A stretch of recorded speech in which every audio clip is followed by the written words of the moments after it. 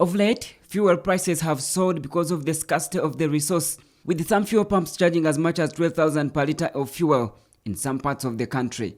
Some of the legislators today reacted to the hike in prices, with some of them saying the government needs to tap into the government fuel reserves to avert the crisis. We want to ask as Parliament on behalf of the people of Uganda, who is managing these oil reserves, the tanks which you have in Jinja and in Nakasongola, because we would have used those reserves if there is oil, if there is fuel, so that we mitigate, we control the price increase. The question is, where are our reserves? Because every time fuel prices go up, they don't come down. I urge all of you in the media to go and inspect the fuel reserves and find out whether those fuel reserves in Jinja still have the fuel they talk about. The last time I heard is that they were under renovation. So now the fuel reserves in Jinja, we are tendered out to private providers by the National Oil Company. And as we speak now, the reserves are empty. The fuel which would have been reserved to stabilize the economy at such a time was sold out to private dealers. And where we are, there is no fuel in oil reserve. However, according to the chairperson Natural Resources Committee, Dr. Emmanuel Otaala, Uganda's fuel reserves are nearly empty, with just 2 million litres of fuel, which cannot even sustain the country's daily fuel consumption of over 6.5 million litres. The reserves are there, but in very, very small quantities that could not last long. I think just about 2 million litres. Uganda uses 6.5 million litres of petrol every day. So you can imagine what would the reserve, such a small reserve, do.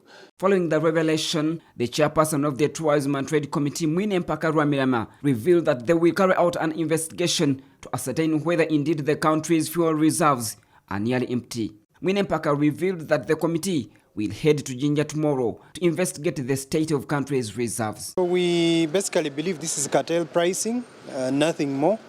And we are hoping this week we can visit the fuel reserves and establish to what extent is this true, and is it actually possible that they are keeping fuel in the reserves, or don't we have reserves?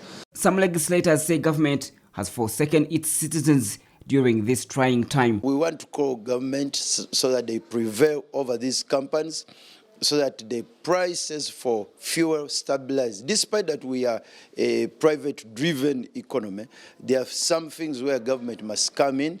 You cannot tell me that fuel trucks are just across the border. And one simple thing which is making these people not bring fuel to this country is that you demanded more money to test them for COVID-19.